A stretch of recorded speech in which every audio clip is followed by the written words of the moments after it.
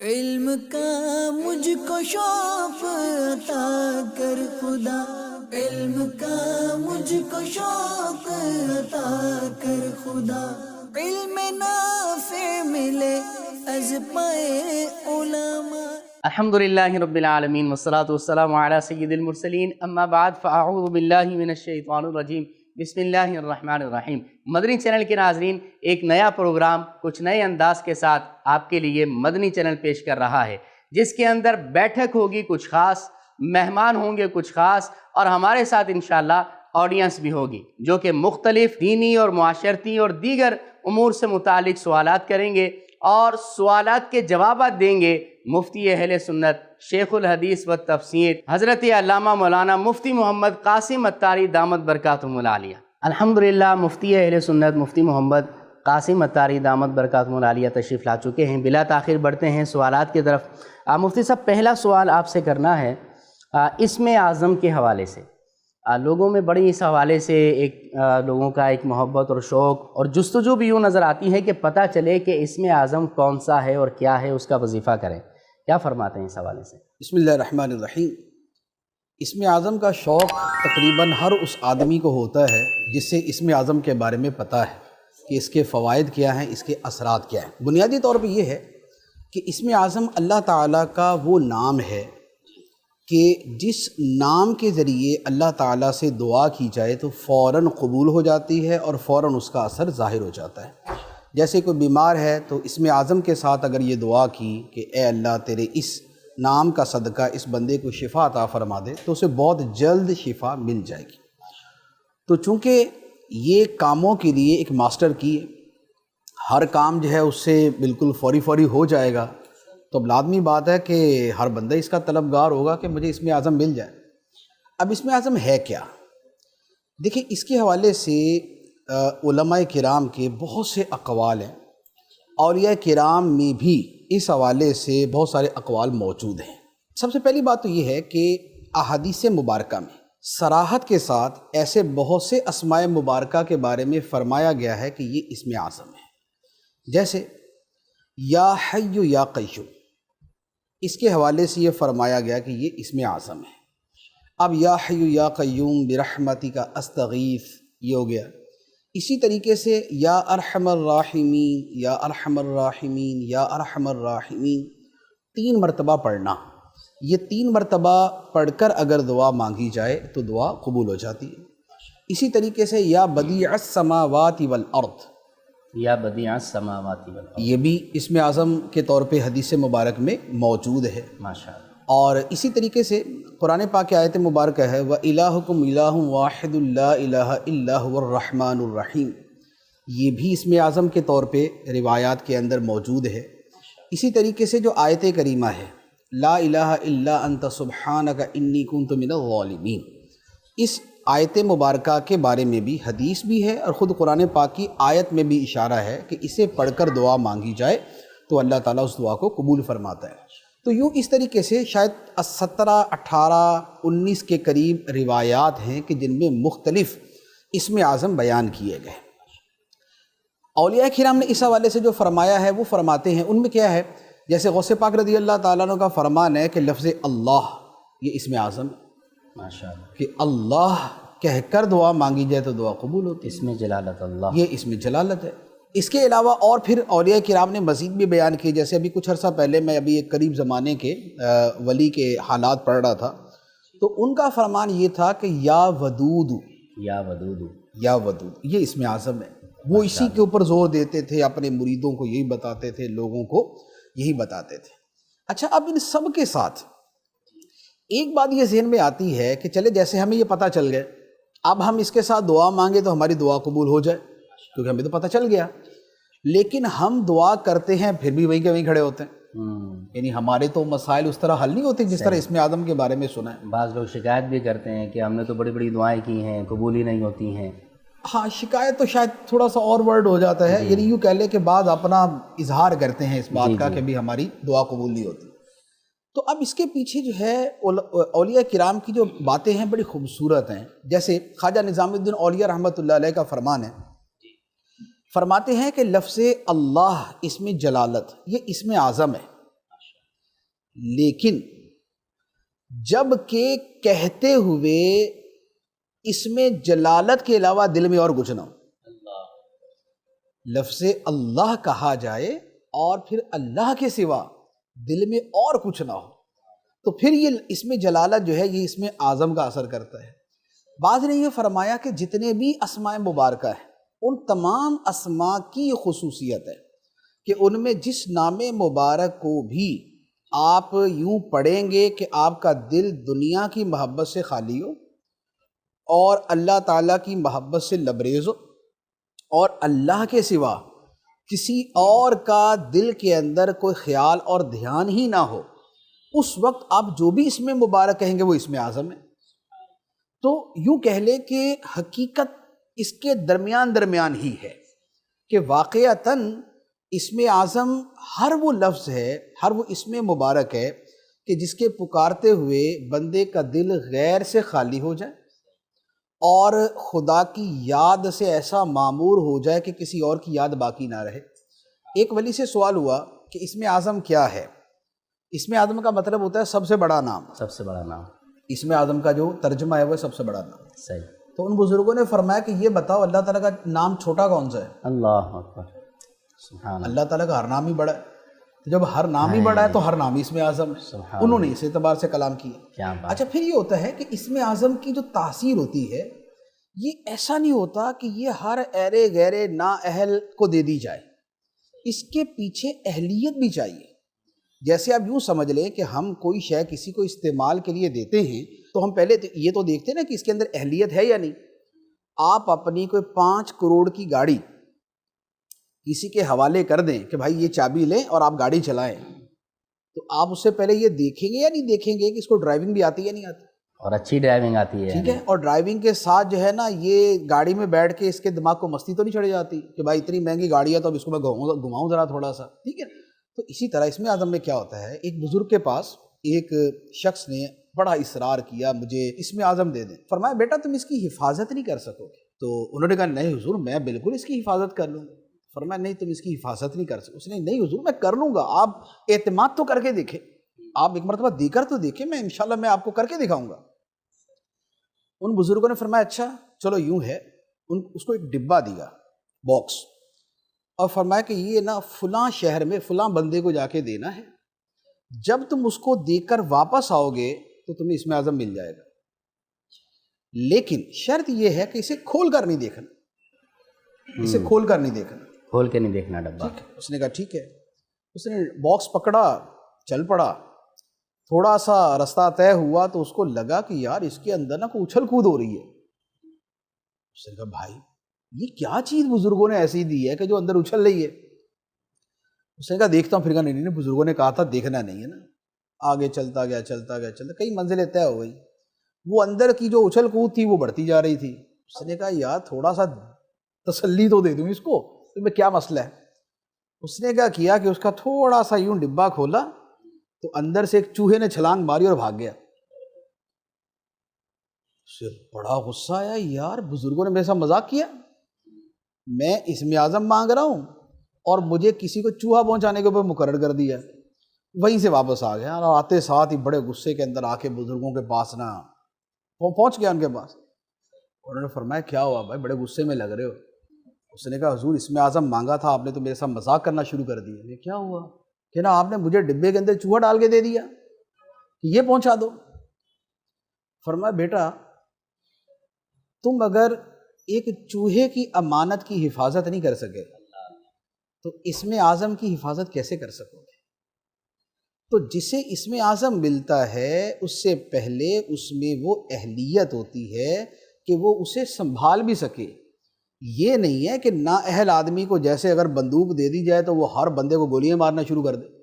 اب ایک آدمی کو اگر اسم اعظم مل گیا اور اس کو پتہ ہے کہ اسے سارے کام ہو جائیں گے تو اس کو تو جس پہ غصہ آیا نا اس نے کہا یا اللہ اس کو مار دے، اللہ تو وہ بندے ہی مارتا رہے گا سارا دن۔ صحیح۔ ایک اور بزرگ کا اسی طرح کا واقعہ ہے، ان سے مرید نے کہا کہ حضور اسم اعظم چاہیے۔ فرمایا کچھ عبادت ریاضت کرو، عرصہ گزرے گا پھر اس کے بعد دیں گے۔ تو وہ جو اس نے کرنا تھا عبادت وغیرہ کی، کچھ عرصے کے بعد کہا کہ حضور اب تو دل صاف اور ماشاءاللہ ہر اعتبار سے صحیح ہو گیا ہوں، اب کچھ مہربانی فرمائیں۔ تو انہوں نے فرمایا کہ اچھا چلو یوں کرو، فلاں جو ہے وہ چوک پہ چلے جاؤ اور چوک پہ جا کے دیکھو جو کچھ بھی ہوگا نا وہ سارا دیکھتے رہنا، شام کو آ کے مجھے بتا دینا کیا ہوا۔ وہ چلا گیا، جا کے سارا دن دیکھتا رہا، ابھی لوگ آ رہے ہیں جا رہے ہیں، کوئی خریدنے جا رہا ہے، کوئی بیچنے جا رہا ہے، کوئی کچھ کر رہا ہے، کوئی کچھ کر رہا ہے، سارا دن یہ کچھ ہوتا رہا۔ شام کو جب وہ واپس آیا تو بزرگوں نے فرمایا ہاں بتاؤ کیا ہوا؟ اس نے کہا روٹین کی جو چیزیں ہوتی ہیں ساری وہی ہوئی، کوئی ایسا خاص تو کچھ نہیں ہوا۔ فرمایا اچھا، تو فرمایا کوئی خاص بات ہوئی، کوئی بالکل کوئی یونیک واقعہ ہوا؟ اس نے کہا یونیک واقعہ تو یہ ہوا کہ ایک لکڑہارا تھا بیچارہ، لکڑیاں توڑ کے لایا تھا اور وہ جا رہا تھا تو ایک پولیس والے نے اسے روک لیا اور اس نے اسے کہا کہ بھائی لکڑیاں مجھے بھی چاہیے تو یہ مجھے دے دو، اور بغیر پیسے کے۔ تو اس نے کہا، وہ بوڑھے آدمی نے کہا کہ بھائی مزدور آدمی ہوں، سارا دن محنت کی ہے، لکڑیاں جمع کر کے گھر لے جا رہا ہوں، بیچوں گا، کو گھر کا خرچہ چلے گا تو میں کہاں سے دے دوں میں؟ لیکن وہ ایسا ظالم قسم کا وہ آدمی تھا دوسرا کہ اس نے اس بوڑھے کو مارنا شروع کیا اور مار مار کے لہو لہان کر دیا اور لکڑیاں اس کی چھین کے چلا گیا۔ تو بزرگوں نے فرمایا اچھا بہت ظلم کیا یہ تو، اگر تمہیں اسم اعظم آتا ہوتا تو کیا کرتے؟ اس نے کہا جی مجھے اسم اعظم آتا نا تو میں پولیس والا تو مار دیتا، اس کے لیے تو میں دعا کرتا کہ یا اللہ اس کو تو مار دے یہیں پر، وہ بندہ تو مر جاتا۔ وہ اتنا غصہ تھا اس کے اوپر نا۔ فرمایا وہ جو بوڑھا تھا نا جس کو اس نے مارا تھا پولیس والے نے، یہ میرا وہ استاد ہے جس نے مجھے اسم اعظم سکھایا، جس نے مجھے اسم اعظم سکھایا ہے۔ تو اسم اعظم ملا ہے تو ساتھ میں ظرف بھی ملا ہے، ظرف بھی ساتھ میں سمندر جیسا ہو تب اللہ تعالیٰ اس طرح کی چیزیں عطا فرماتا ہے، ورنہ تو پھر جو مس یوز ہے وہ تو بہت زیادہ ہو جائے گا۔ تو یہ سمجھ لیں کہ اسم اعظم جو ہے نا وہ ان چیزوں کے درمیان دائر ہے کہ بندے کے اندر اہلیت ہوتی ہے اور اس میں ضبط ہوتا ہے، صبر ہوتا ہے، حلم ہوتا ہے، پھر اس کا دل غیر کی محبت سے خالی ہوتا ہے، اللہ تعالیٰ کی محبت سے لبریز ہوتا ہے اور لوگوں کا وہ خیرخواہ ہوتا ہے۔ اس کے بعد پھر اسے ایسا کچھ عطا کیا جاتا ہے کہ جس کے بعد اسم اعظم پھر اپنا اثر کرتا ہے۔ مفتی صاحب اب جیسے اہلیت پر آپ نے ماشاءاللہ کافی اچھی توجہ دلائی، آپ نے فرمایا ہے، تو اپنے اندر اس چیز کی اہلیت کو پیدا کیسے کیا جا سکتا ہے؟ اہلیت کا دار و مدار کس چیز پہ ہے؟ انسان جو گناہ کرتا ہے یا جو بھی خلاف شرع کام کرتا ہے، خواہ وہ گناہ ہے یا گناہ سے نیچے کی چیز ہے، جیسے مثال کے طور پہ سنت غیر موقدہ ہے، اس کا ترک گناہ نہیں ہوتا، ٹھیک ہے، یا مستحبات ہیں ان کا ترک گناہ نہیں ہوتا، یا عبادات کی کثرت ہے بندہ وہ نہیں کرتا، ٹھیک ہے، تو یہ اس سے گناہ گار نہیں ہوتا۔ یہ جو بندے کو ان تمام چیزوں پر خلاف شرع یا خلاف اولا چیزوں کی طرف جو چیز لے کے جاتی ہے نا، وہ لے کے جاتا ہے اس کا نفس۔ نفس ہے سہولت پسند، لذت پسند۔ جب نفس کو قابو میں کر لیا جائے کہ وہ سہولت سے ہٹے، لذت سے ہٹے، اپنی خواہشات سے دور ہو، تو پھر نفس کی وہ کیفیت ہوتی ہے جو اسم اعظم کے لیے یا کسی بھی اور بڑے مقصد کے لیے مطلوب ہوتی ہے۔ تو اس کے لیے لفظ استعمال ہوتا ہے مجاہدہ، کہ بغیر مجاہدے کے انسان عبادات پر استقامت نہیں پا سکتا، بغیر مجاہدے کے انسان اپنی خواہشات پہ قابو نہیں پا سکتا، بغیر مجاہدے کے انسان گناہ نہیں چھوڑ سکتا، بغیر مجاہدے کے انسان خود کو عبادات کا پابند نہیں کر سکتا، ٹھیک ہے نا۔ تو یہ سارا دار و مدار ہے مجاہدے کے اوپر، اور مجاہدے کے لیے سمپل تعریف یہ ہے، مجاہدہ کہتے ہیں نفس کی من مانی کے خلاف کرنا۔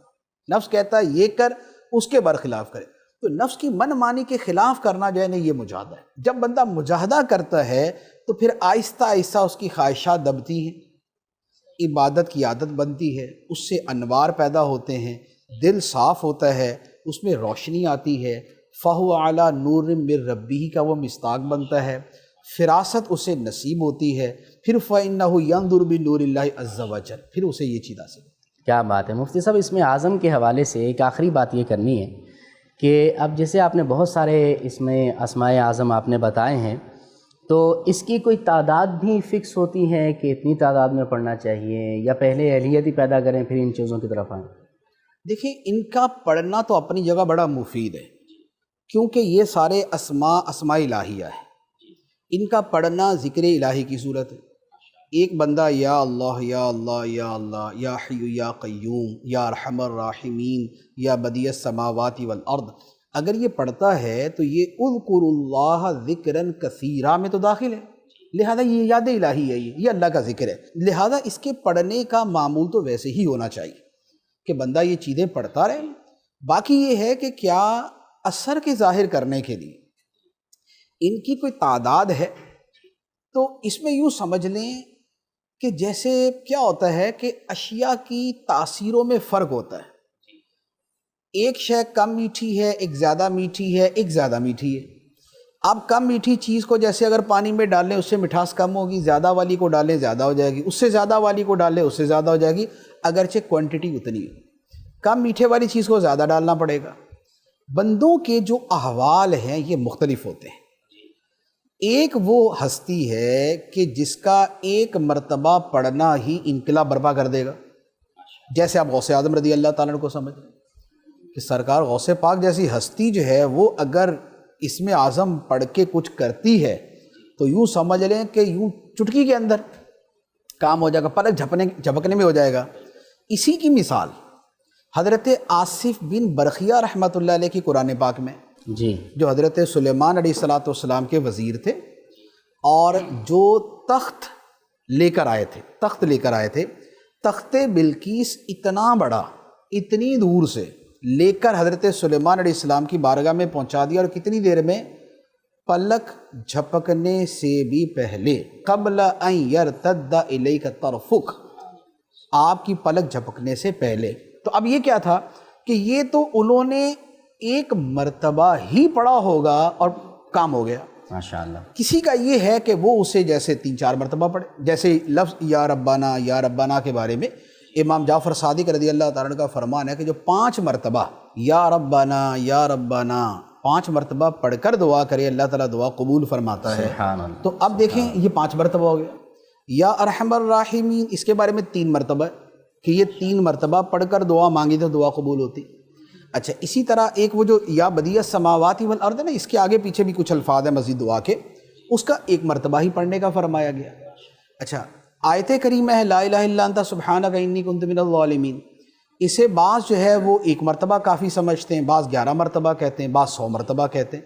تو یوں مختلف لوگوں کے اعتبار سے تعداد مختلف ہو جائے گی۔ جیسے ابھی ایک مجھے چیز یاد آئی، نماز حاجت ہے۔ نماز حاجت کے بارے میں یہ ہے کہ نماز پڑھیں اور وہ دعا مانگیں، جو ہے نا اللہم انی اسألک واتوجہ الیک بنبیک محمد النبی الرحمہ، یہ پوری دعا ہے نا۔ اس کے بارے میں یہ جو حدیث ہے وہ تو یہ ہے کہ نبی پاک علیہ الصلوۃ والسلام نے جسے بتایا تھا انہوں نے تو 1 مرتبہ پڑھی اور وہ نابینا تھے اور بینا ہو گئے، ان کی آنکھیں ٹھیک ہو گئی۔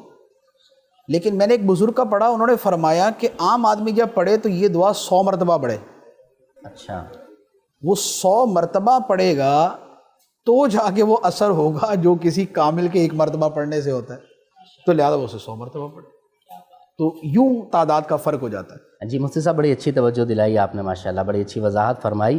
تو اس میں کیا ہم اگر اپنے ناظرین کو یہ دعوت دیں کہ جو کسی بھی پیر صاحب سے بیعت ہیں ان کا شجرہ بھی ہوتا ہے، جیسے امیر اہل سنت نے ہمیں شجرہ طاریہ عطا فرمایا ہے، تو صبح شام کے دن رات کے نمازوں کے بعد کے اس میں وظائف لکھے ہوئے ہوتے ہیں، تو انہی وظائف کی کوئی پابندی کر لے تو اس کو بھی برکتیں ملیں گی، اس میں اعظم پھر اس کو ملتے ملتے اللہ نے چاہا مل ہی جائے گا۔ دیکھیے جو شجرہ ہوتا ہے نا، شجرہ جیسے شجرہ طاریہ ہے، جی ہاں، اچھا اعلیٰ حضرت علیہ رحمہ کا جو شجرہ ہے وہ الوظیفۃ الکریمہ کے نام سے، اور بیسیکلی یہ شجرہ طاریہ بھی اسی سے ہی تیار کیا گیا۔ اسی طرح اور بھی پیران عظام اپنے سلسلے کا شجرہ بناتے ہیں اور اعداد و وظائف دیتے ہیں۔ اس میں زیادہ تر تو یہ ہوتا ہے کہ اس میں جو چیزیں بیان کی جاتی ہیں وہ احادیث مبارکہ میں ہی آئی ہوتی، وہ احادیث مبارکہ میں مذکور ہوتی، جیسے حسبی اللہ لا الہ الا هو علیہ توکلت وہو رب العرش العظیم، حسبنا اللہ ونعم الوکیل، اللہ ربی لا شریک لہ، یہ سارے وظائف وہ ہیں جو احادیث میں موجود ہیں۔ تو اگر انہیں بندہ پڑھے تو واقعتاً اس کا فائدہ ہوتا ہے۔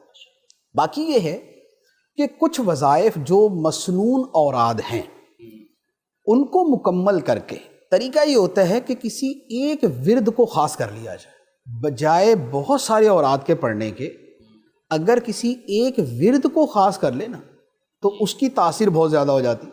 ماشاء اللہ. جیسے حدیث مبارک میں ایک صحابی حضرت ابی بن کعب رضی اللہ تعالیٰ نے عرض کی کہ یا رسول اللہ صلی اللہ علیہ وسلم میں بہت سارے وظائف پڑھتا ہوں، تو میں آپ پہ درود شریف کتنا پڑھوں؟ تو اب وہ مختلف یعنی کہ وہ تعداد بڑھتی گئی، اور آخر میں انہوں نے عرض کیا کہ یا رسول اللہ میں سارے اوراد کی جگہ صرف درود ہی پڑھوں گا. ماشاء اللہ. سبحان تو نبی پاک علیہ السلام نے فرمایا کہ اگر تم درود ہی پڑھو گے ہر وقت تو دنیا و آخرت کے ہر کام کے لیے کافی ہو جائے گا. ماشاء اللہ. دنیا آخرت کے ہر کام کے لیے کافی ہو جائے گا. سبحان اللہ. تو کوئی ایک وظیفہ مسنون والے سارے پڑھ لیے چاہیں یا جتنے بندہ پڑھ سکتا ہے شجرے میں جتنے وہ پڑھ لے، اس کے بعد کسی ایک شے کو منتخب کر لے. وہ درود پاک بھی ہو سکتا ہے، وہ سورہ فاتحہ بھی ہو سکتی ہے، وہ آیت الکرسی بھی ہو سکتی ہے، وہ لا الہ الا انت سبحانک انی کنت من الظالمین بھی ہو سکتا ہے، وہ اس طرح کی بہت ساری چیزیں ہو سکتی ہیں. ماشاء اللہ. اللہ کریم ہمیں ان کی برکتیں عطا فرمائے. مدنی چینل کے ناظرین، پروگرام ہے علم کی بیٹھک اور سٹنگ ہے مفتی دعوت اسلامی استاذ العلماء شیخ الحدیث و تفسیر مفتی محمد قاسم عطاری دامت برکاتہ العالیہ کے ساتھ. ہمارے ساتھ اسلامی بھائی آڈینس میں بھی موجود ہیں. اب بڑھتے ہیں ان کی طرف اور جانتے ہیں کہ یہ کیا مفتی صاحب سے سوال کرنا چاہیں گے. السلام علیکم ورحمۃ اللہ وبرکاتہ. وعلیکم السلام ورحمۃ اللہ وبرکاتہ. حضور آپ سے یہ پوچھنے کہ کیا جنت میں بازار ہوں گے؟ تو آپ کو وہاں بھی بازار ہی مطلوب ہے.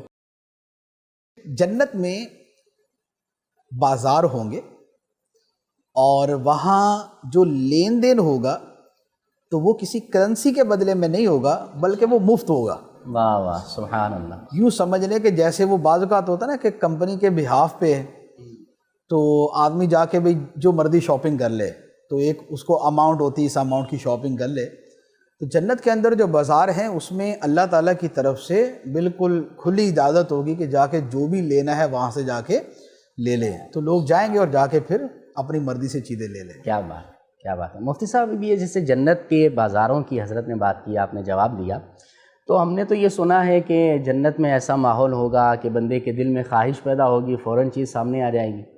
تو پھر کیا دل میں جو چاہت پیدا ہو رہی ہے بازار جانا پڑے گا لینے کے لیے؟ تو یہ کیا وضاحت فرمائیں گے آپ؟ وہ دو طرح کی چیزیں ہیں نا. ایک وہ ہے جن کی یہ خواہش ہوگی کہ ابھی مل جائے، وہ ابھی مل جائیں گی. جیسے ایک آدمی کو یہ خواہش ہوئی کہ مجھے فلاں پرندے کا گوشت کھانا ہے، اسی وقت اس کے سامنے آ جائے گا. پانی کی نہر جاری ہے، دودھ کی نہر جاری ہے، اس کا دل ہے کہ مجھے ابھی اس کا گلاس جو ہے نا وہ مل جائے، تو فوری طور پہ اس کے سامنے آ جائے. ٹھیک ہے. اور کچھ چیزیں وہ ہیں کہ جس کے اندر یہ بازار جانے کا جو انجوائمنٹ ہے وہ بھی ہے، اس کا ایک اپنا لطف ہے، تو ایک وہ بھی حاصل ہوگا. یعنی کہ جنت کی جو لذتیں ہیں اس میں تنوع ہے، اس میں ورائٹی ہے. تو اس میں یہ والی ورائٹی بھی ہے کہ فوری مل جائے، اور وہ والی ورائٹی بھی ہے کہ بھی ذرا مارکیٹ کا چکر ہو جائے، وہاں سے جا کے لے لیں. صحیح صحیح. بعض لوگوں کو جیسے مارکیٹ جانے کا شوق ہوتا ہے. ہاں وہ یہاں والے شوق میں اور وہاں والے شوق میں تو فرق ہوگا، لیکن یہ ہے کہ بہرحال یہ فیسلٹی وہاں پر موجود ہوگی. جی جی جی. مفتی صاحب ایک سوال ہے کہ سنت کے حوالے سے کہ اسلام میں سنت کا کانسیپٹ کیا ہے؟ اگر کوئی کہے کہ نبی پاک علیہ السلام کی سنت ہے، تو اگر کوئی کہتا ہے کہ بھئی سنت کا کیا مطلب ہے؟ نبی پاک علیہ السلام کے دور میں جو چیزیں تھیں حضور علیہ السلام نے وہ استعمال فرمائی. کھانے کی چیزیں تھیں تو حضور علیہ السلام نے ان کو تناول فرمایا. تو اسی طرح ہر دور کے اندر جس کو جو چیز اویلیبل ہوتی ہے تو وہ اس کو استعمال کرتا ہے، کھاتا ہے. تو نبی پاک علیہ السلام کا دور ہو، دیگر انبیاء کا دور ہو، تو ان کو جو چیزیں وہاں پر اللہ نے عطا فرمائیں تو وہ کھائیں. تو اب ہمارے اسلام کے اندر اس دور کے اندر سنت کا اسلامی تصور کیا ہے، کانسیپٹ کیا ہے اس حوالے سے؟ دیکھیے سنت کے بارے میں یہ بات نا کہ نبی پاک علیہ السلام نے اپنے زمانے کے اعتبار سے لباس پہنا، اپنے علاقے کے اعتبار سے آپ نے کھانا تناول فرمایا، ٹھیک، اس زمانے کے اعتبار سے آپ نے سواری استعمال کی، ٹھیک. تو یہ باتیں بالکل درست ہیں. اور سرکار دو عالم صلی اللہ تعالیٰ علیہ وسلم اگر آج موجود ہوتے تو جو آج کی سواریاں ہیں انہیں استعمال فرماتے، جو آج کا لباس ہے اس کے مطابق استعمال فرماتے، جو آج کے کھانے ہیں اس کے مطابق آپ استعمال فرماتے. یہ بات بھی ٹھیک ہے. بات یہ ہے کہ سنتیں جو ہیں اس کی مختلف قسمیں ہیں. سنتیں وہ بھی ہیں جن کا تعلق عبادت کے ساتھ، جیسے اب فجر کی پہلی 2 سنتیں، ظہر سے پہلے اور بعد کی سنتیں، عصر سے پہلے کی سنتیں، مغرب کے بعد کی سنتیں. اب کیا یہ سنتیں وہ ہیں کہ جس کا تعلق زمانے یا علاقے کے ساتھ ہے؟ نہیں ہے نا, ٹھیک ہے. اچھا, اسی طرح سنت کا تعلق اخلاق کے ساتھ بھی ہے, جیسے مسکرا کے ملنا سنت ہے, جیسے معاف کر دینا سنت ہے, جیسے حلم سنت ہے, گھر والوں سے اچھا سلوک کرنا سنت ہے, اپنے پاس بیٹھنے والوں کے ساتھ شفقت کا رویہ اختیار کرنا سنت ہے, بچوں کے ساتھ محبت سے پیش آنا سنت ہے. ٹھیک. اب یہ جو سنتیں ہیں, کیا اس کا تعلق بھی اس زمانے کے ساتھ ہے یا آج کے ساتھ بھی ہے؟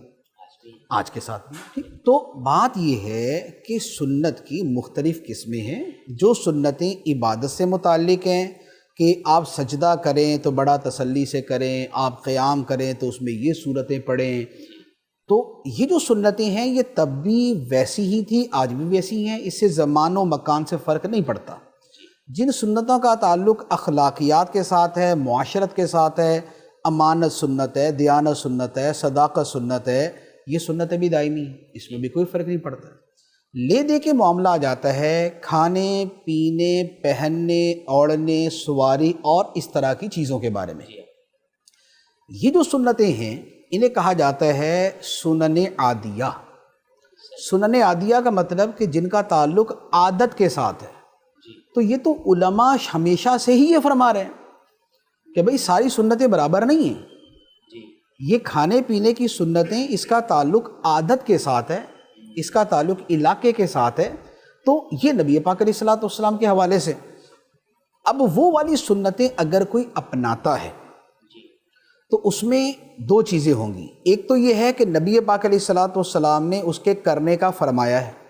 جیسے کھانے سے پہلے بسم اللہ پڑھنا سنت ہے, پانی پینے سے پہلے بسم اللہ پڑھنا سنت ہے, اس کے بعد جو ہے اللہ کی حمد کرنا سنت ہے, سونے سے پہلے بھی ایک دعا سنت ہے, سونے سے اٹھنے کے بعد کی ایک دعا سنت ہے.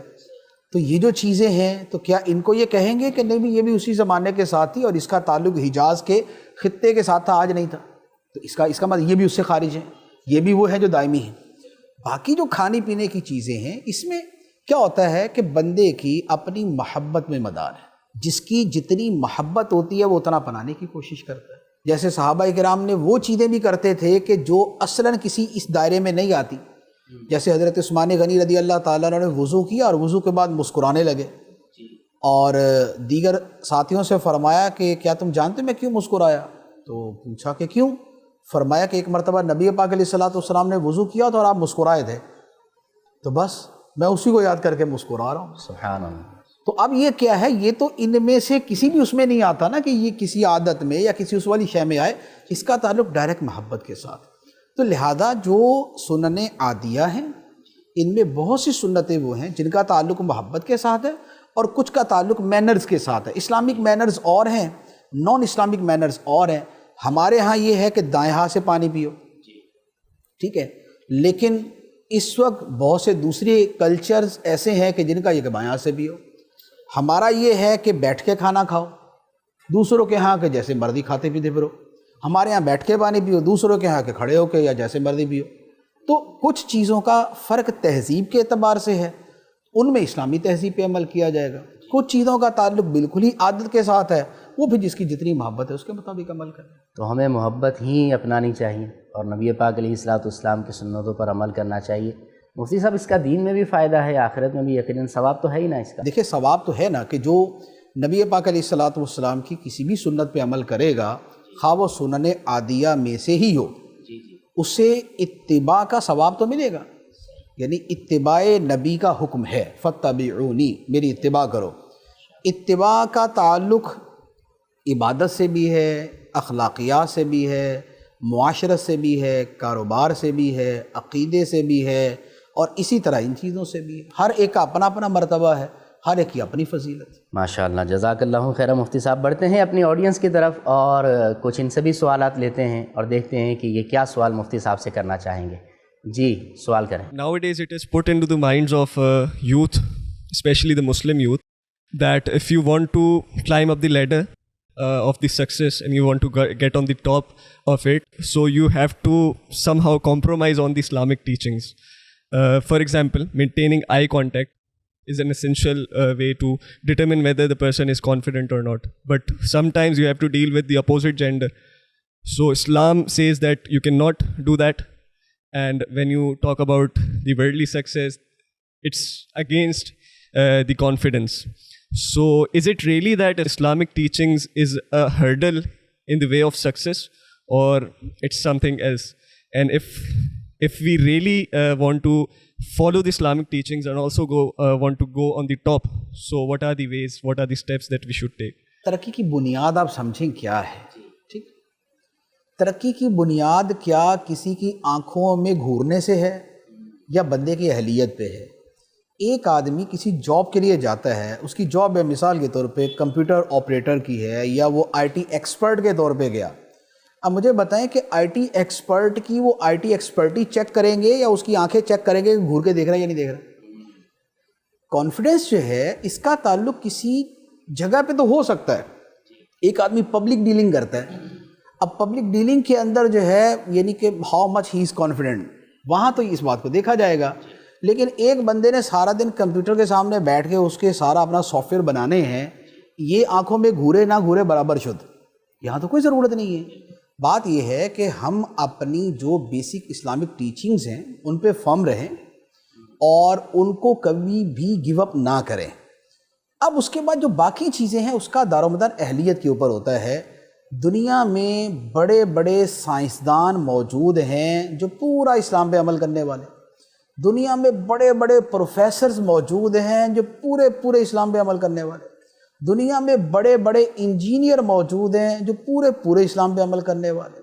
दुनिया की हर फील्ड में दीन पे पूरे अमल करने वाले मौजूद हैं. हत्ता कि आप ये देख लें जैसे क्रिकेट की दुनिया है एक पूरी, उसमें कई मरतबा क्या होता है कि शराब की कंपनियां अपनी शर्ट्स वगैरह जो है ना वो देती हैं कि उनका लोगो वगैरह उस शर्ट पे होगा और खिलाड़ी उसे पहनेंगे. कितने मुसलमान खिलाड़ियाँ इनकार कर दिया, उन्होंने कहा नहीं पहनेंगे, हमारे दीन में शराब हराम है, हम नहीं पहनेंगे. तो क्या मतलब, उनको टीम से निकाल दिया. अगर वो अच्छे खिलाड़ी थे तो उनके उस जो एक्सपर्टी है, प्लेइंग एक्सपर्टी है, उसके ऊपर उनको टीम में रखा गया. ये नहीं है कि तुमने शराब वाला ये जुब्बा नहीं पहना तो निकल जाओ यहाँ से. इसी तरीके से और बीसियों चीज़ें हैं कि किसी से कोई इंटरव्यू लेने गया और इंटरव्यू लेने वाली का लिबास अगर ढंग का नहीं है, उसने मना कर दिया, उसने कहा कि मैं इस तरह इंटरव्यू नहीं दे सकता. तो बात यह है कि कॉन्फिडेंस हमारा अपना लूज़ हो जाता है. हमें जैसे ही किसी इस्लामिक कमांडमेंट पे कंप्रोमाइज़ का कहा जाता है, we lose our confidence immediately. तो प्रॉब्लम हमारी तरफ से होता है. इकबाल के फ़ारसी के कुछ अशार हैं, शायर मशरिक़ के, उसने कहा था कि पाजामे ऊंचे पहनने से और तंग कुर्तियां पहनने से तरक्की नहीं होती, तरक्की तहकीक, जुस्तजू और मेहनत से होती है. इसी तरीके से शराब की बोतलें और आवारगी से तरक्की नहीं होती. तरक्की की अपनी दुनिया है, उसके अपने तकाज़े हैं, तो उसकी अपनी जो एक्सपर्टी है वो देखी जाती है. तो ये चीज़ें जो ना, ये होता क्या है कि बस चूँकि हमारा ईमान कमज़ोर होता है तो हम फौरी तौर पे छलांग मार के जो ना वो बॉर्डर पार हो जाता है कि ठीक है जी छोड़ देते हैं इसको. जब मैं स्कूल पढ़ता था मैट्रिक में, तो मैं इमामा बांध के जाता था स्कूल में. माशाअल्लाह. ग्रीन इमामा होता था, मैं इमामा बांध के जाता था. तो हमारे जो हेड मास्टर साहब थे ना, उनको बड़ी प्रॉब्लम होती थी कि भाई ये इमामा बांध के क्यों आता है, स्कूल का ड्रेस पहन के है. मैंने कहा स्कूल का ड्रेस ना यहाँ से शुरू होता है, इससे ऊपर के बारे में स्कूल की कोई सजेशन, कोई रिकमेंडेशन नहीं है. लेकिन वो हेडमास्टर साहब जो है ना वो बड़े पक्के थे. अब उसके नहीं जी ये वो करते कराते बहरहाल मुझे उन्होंने फारिग कर दिया. मैंने प्राइवेट तैयारी शुरू कर दी मैट्रिक की. मैंने प्राइवेट तैयारी की और मैं फैसलाबाद बोर्ड के अंदर मेरी पहली पोजीशन आई. सुभान अल्लाह. अब क्या हुआ कि उस स्कूल की एक पोजीशन थी, मेरी भी पोजीशन थी, स्कूल की शायद तीसरी पोजीशन थी, मेरी फर्स्ट थी. अब हम गए बोर्ड ऑफिस जहाँ पर ना वो सेरेमनी थी इसकी तकसीम इनामात वगैरह के अवार्ड देने थे. अब जहाँ अवार्ड देने थे ना तो उसमें जैसे नाम हुआ तीसरे नंबर का, फिर दूसरे नंबर का, फिर पहले नंबर का. पहले नंबर का आया तो मेरा नाम आ गया. मैं स्टेज पे गया, जाके मैंने जो है ना वो अपनी ट्रॉफ़ी ये वो सब अपना वसूल किया. जब मैं नीचे उतर के आया ना तो हेडमास्टर साहब सामने खड़े थे. मुझे देख के इतना शर्मिंदा हुए. तो मेरे वालिद साहब वहाँ थे, उन्होंने कहा नहीं आप जाके इनसे सलाम ले, ये आपके टीचर हैं, आप इनसे सलाम लें जाके. तो मैं गया, मैंने जाके उनसे सलाम लिया. उनसे तो सलाम लिया ना तो मुझे कहने लगे यू आर वेलकम. यानी बड़े खुश हुए. आपको जो ज़िंदगी में मिलता है वो आपकी अपनी काबिलियत पे मिलता है. How much you are competent, آپ کو اس پہ ملتا ہے. مجھے جو پوزیشن ملی وہ امامے کی وجہ سے نہیں ملی، اور جو بقیہ کو نہیں ملی وہ امامہ اتارنے کی وجہ سے نہیں ملی. ٹھیک ہے نا. پڑھائی کا تعلق پڑھائی کے ساتھ ہے، آپ محنت سے پڑھیں گے آپ کو مل جائے گا. تو چیزوں کو آپس کے اندر جو جوڑا جاتا ہے نا وہ جوڑا غلط جاتا ہے. ایسا ہی اپنے اندر قابلیت پیدا کریں، برانڈ بنے، اور برانڈ جو بنے گا تو پھر ظاہر ہے کہ اس کی مانی جاتی ہے. اللہ کریم سب کو برکتیں عطا فرمائے. اب بڑھتے ہیں اپنے اگلے سوال کی طرف. تو صاحب یہ دوران صحیح کیا طہارت شرط ہے؟ سعی کے لیے طہارت شرط نہیں ہے، بے وضو بھی سعی کریں گے تو ہو جائے گی. ٹھیک ہے. طواف کے لیے یہ واجب ہے کہ طواف جو ہے وہ باوضو ہونا چاہیے، یہ واجب ہے. وہ اس کے بغیر کریں گے تو اس میں ایشو ہے. لیکن سعی کے اندر ایسی نہ کوئی شرط ہے نہ واجب ہے، سنت ہے کہ طہارت کے ساتھ سعی کی جائے. جزاک اللہ خیرہ. وقت پورا ہو چکا ہے، اب آپ سے اجازت چاہیں گے. ملیں گے انشاءاللہ اگلے پروگرام میں، اور ہمارے ساتھ ہوں گے استاذ العلماء شیخ الحدیث و تفسیر مفتی محمد قاسم اتاری دامت برکاتہم العالیہ. دیگر اسلامی بھائی بھی ہمارے ساتھ انشاءاللہ پروگرام میں شامل ہوں گے. اور مدنی چینل آپ دیکھتے رہیے. اللہ کریم ہم سب کو دین و دنیا کی برکتیں عطا فرمائے. صلو علی الحبیب صلی اللہ تعالی علی محمد صلی اللہ علیہ وسلم. علم کا مجھ کو شوق عطا کر خدا، علم کا مجھ کو شوق عطا کر خدا. علم نافع ملے از پائے علماء.